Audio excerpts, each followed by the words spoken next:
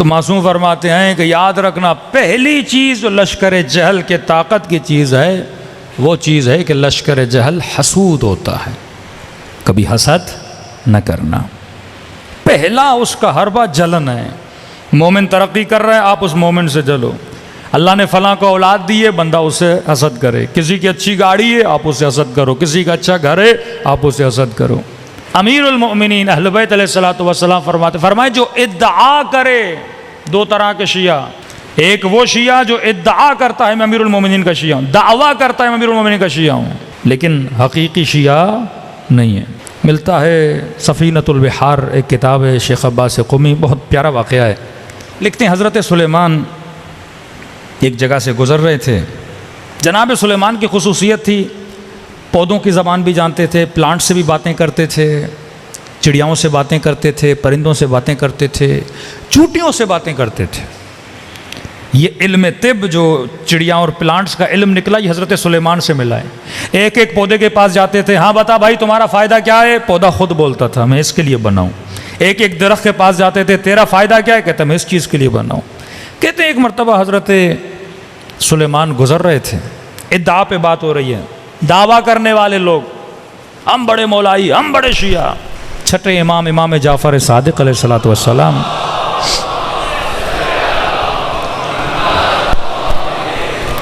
ایک شخص آئے، مولا میرے 4-5 دوست ہیں جو یہ بولتے ہیں وہ آپ کو بہت مانتے ہیں، لیکن مولا ان کے اندر کچھ عادتیں بری ہیں، کبھی جوا بھی کھیلتے ہیں، کبھی شراب بھی پیتے ہیں، کبھی گناہ بھی کرتے ہیں، لیکن کہتے یہ ہیں، دعویٰ یہ کرتے ہیں کہ وہ آپ کے ماننے والے ہیں۔ امام نے فرمایا واللہ ما انا بامامہم، خدا کی قسم میں ان کا امام نہیں ہوں۔ جو گناہ بھی کرے، بدکاری بھی کرے، شراب بھی پیے، نشہ بھی کرے، اس کے بعد بولے جعفر صادق میرا امام ہے، ظلم کرے اور بولے علی میرا امام ہے، قسم کھا کر کہا واللہ ما انا بامامہم، خدا کی قسم میں ان کا امام نہیں ہوں، انا امام من اطاعنی، میں اس کا امام ہوں جو میری اطاعت کرتا ہے، قطعاً ہم اس کے امام نہیں ہیں جو ہماری اطاعت نہیں کرتے۔ ادعا، دعویٰ کرنا ہو رہے۔ سلیمان گزر رہے ہیں، کیا دیکھا حضرت سلیمان نے؟ اب مجھے نہیں پتا نر چڑیے کو کیا بولا جاتا ہے، چڑا بولا، کیا بولیں گے آپ؟ ایک چڑیا اور ایک چڑا سمجھ لیں، ایک نر اور مادہ۔ اب ہم سمجھتے ہیں یہ چیزیں انسانوں میں، حیوانوں میں بھی یہ چکر ہیں سارے۔ کیا دیکھا حضرت سلیمان نے؟ ایک نر چڑا ایک چڑیا کو عشق کے وعدے دے رہا ہے، شادی کر لے مجھ سے، ہاں، اور دیکھ اگر شادی کر لو گی تو کیا کروں گا؟ نے لگا کہ اگر مجھ سے شادی کرو گی لو شئت، اگر تم چاہو اخذت بمنقاری والقیت فی البحر، اگر تم مجھ سے شادی کر لو میں سلیمان کے تخت کو اپنی چونچ سے اٹھا کے سمندر میں پھینک دوں گا۔ اب حضرت سلیمان یہ سن رہے ہیں، کہا تو ایک پتھر نہ اٹھا سکے، میرے تخت کو اٹھا کے کہاں پھینک دوں گا؟ دریا میں پھینک دوں گا، تو بس راضی ہو جا اور مجھ سے شادی کر لے۔ اب حضرت سلیمان چڑیاؤں کی زبان جانتے ہیں، معصوم فرماتے ہیں دونوں کو بلایا، ادھر آؤ۔ کہا یہ کیا کہہ رہے ہو کہ تم میرے تخت کو اٹھا کے کیا کرو گے؟ پھینک لو گے۔ جب حضرت سلیمان کو تھوڑا غصہ آیا، اس نے کہا یا نبی اللہ، اے اللہ کے نبی، المحب لا یلام علی ما یقول، محبت کرنے والے کو ملامت نہیں کرتے وہ جو بولتا ہے۔ حضرت سلیمان کو جملہ اچھا لگا، کہ میں محبت میں بولے جا رہا ہوں، آپ کو بھی پتا ہے میں آپ کا تخت کہاں اٹھا سکتا ہوں۔ جوان کہتے ہیں نا کہ میں ستارے توڑ کے لاؤں گا، چاند توڑ کے لاؤں گا۔ اب یہ تو چلو، اب یہاں پہ بندہ کمپیئر کرے کہ حیوانوں سے بھی معصوم کہتے ہیں سیکھا کرو۔ عقل مند بندہ ہر شے سے سیکھتا ہے، تجربہ لیتا ہے۔ کہ مرغے سے غیرت سیکھو، کوے سے حیا سیکھو۔ آج کل کئی ایسے لوگ ہیں مرغے جتنی بھی غیرت نہیں ہے، مرغا بھی برداشت نہیں کرتا اس کی مرغی کو کوئی اور دیکھے۔ کوے سے حیا سیکھو۔ اور یہ بندہ 2 من کا میک اپ لگا کے بیوی کو لوگوں کے سامنے لاتا ہے، کہہ رہا ہے جلا رہا ہوں سب کو۔ بے غیرت آدمی، غیرت نہیں، حیا نہیں، عفت نہیں، اللہ قیامت میں اسے مرغے سے بدتر بنا کے اٹھائے گا۔ کہ مرغا تو اس سے افضل ہے، اس میں غیرت تھی۔ معاشقہ، محبت کرنا سیکھنا ہے، معصوم کا فرمان ہے، کبوتر سے سیکھو۔ 3 چیزیں کوے سے سیکھو، صبح سویرے اپنے کام کے لیے نکلنا، رات جلدی اپنے گھر کی طرف لوٹنا، صبح سے شام تک جاب پر اور رات کو پھر ہوٹلوں پر دوستوں کے ساتھ نکل گیا۔ حقوق دیے ہیں خدا نے، صبح سے شام تک رزق حلال کے لیے جا، شام کو واپس آ، شادی شدہ ہے بچے ہیں ان کو ٹائم دے، شادی نہیں ہے ماں باپ کو ٹائم دے، ان کی خدمت کر، ثواب کما۔ کا حیا سیکھنا ہے وہ بھی کا کوے سے سیکھو۔ کوا کبھی بھی میاں بیوی کا ریلیشن دوسرے حیوانوں کی طرح عام نہیں کرتا۔ حیا سیکھ، ہر شے میں خدا نے کیا رکھی ہے؟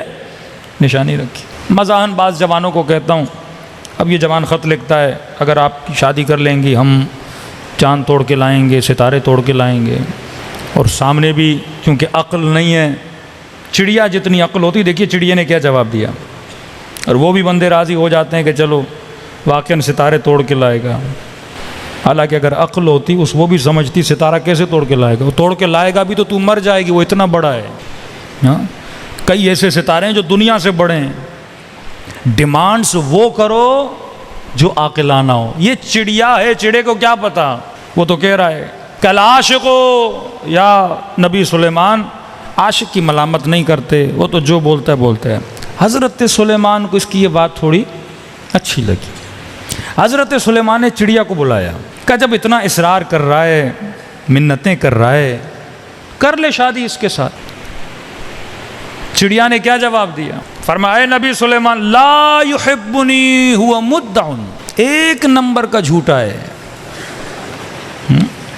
سچ نہیں بول رہا، ادعا کر رہا ہے کہ میں تیرا عاشق ہوں، دعویٰ کر رہا ہے کہ میں تیرا عاشق ہوں۔ نبی سلیمان میں نے کئی چڑیاؤں کے ساتھ اسے یہ بولتا ہوا دیکھا ہے، سب کو یہی بولتا ہے میں تخت سلیمان کو سمندر میں پھینک دوں گا۔ امام معصوم فرماتے ہیں جب جناب سلیمان نے چڑیا سے یہ جملہ سنا فبکا سلیمان بکاء شدیدا، کئی دنوں تک حضرت سلیمان روتے رہے، گریہ کرتے رہے۔ کہ مولا کیوں روتے رہے؟ کہ یہ سوچتے رہے ایک حیوان دوسرے حیوان سے ادعائے عشق کر رہا ہے، اللہ کی دربار میں بیٹھ کے کہنے لگا خدایا کہیں ایسا تو نہیں سلیمان بھی تجھے بول رہا ہے تیرا عاشق ہے، پر یہ ادعا و حقیقت میں نہ ہو۔ آج تک کبھی سوچا نحن عشاق الحسین، ہم حسین کے عاشق ہیں، ادعا ہے نا، یا لیتنا کننا معکم فافوز معکم فوزا عظیما، اے کاش ہم آپ کے ساتھ ہوتے اپنی جانوں کو قربان کرتے، ادعا کر رہا ہے نا۔ کوفیوں نے خط لکھے حسین سب کچھ تجھ پہ قربان، ادعا کی۔ اور جب کربلا میں یہ مظلوم امام آیا، کسی نے لکھا انہوں نے اتنا لوٹا کیوں تھا؟ شامی اتنے نہیں تھے کربلا میں جتنے کوفی تھے، زیادہ لشکر کوفے سے گیا۔ کہ ابن زیاد ہم جا رہے ہیں حسین کو قتل کرنے، کیا دو گے؟ خاک ہو ایسے لوگوں کے سروں پہ، نہ دنیا ملی نہ آخرت ملی۔ ابن زیاد نے کہا کچھ بھی نہیں دوں گا، بس گھوڑے کا چارہ دوں گا کربلا آنے جانے کا۔ آپ بولو میں فلاں جرم کرنے جا رہا ہوں، مولانا صاحب کیا دو گے؟ میں بولوں صرف گاڑی کا پیٹرول دوں گا اور کچھ بھی نہیں دوں گا، کیونکہ جن کو دینا تھا وہ شروع میں چلے گئے، آخر میں لوگوں نے کہا ہمیں کیا ملے گا، انہوں نے کہا ہم بھی جائیں۔ ایسا نہ ہو انہوں نے اتنا کمایا ہم کیا کمائیں گے، کہ فلاں کو اتنا دیا کہ اب ختم ہو گیا، بیت المال میں پیسہ نہیں ہے، کہ کچھ تو دو، کہ گھوڑے کا چارہ دوں گا آنے جانے کا۔ کہتے ہیں یہ جو خالی ہاتھ پہنچے تھے نا، جن کے پاس کچھ نہیں تھا، انہوں نے خیموں کو لوٹنا شروع کیا، کچھ تو ملے کچھ تو لے کر جائیں۔ ایک طرف یہ لشکر جہل، دوسری طرف عقل کامل حسین ابن علی۔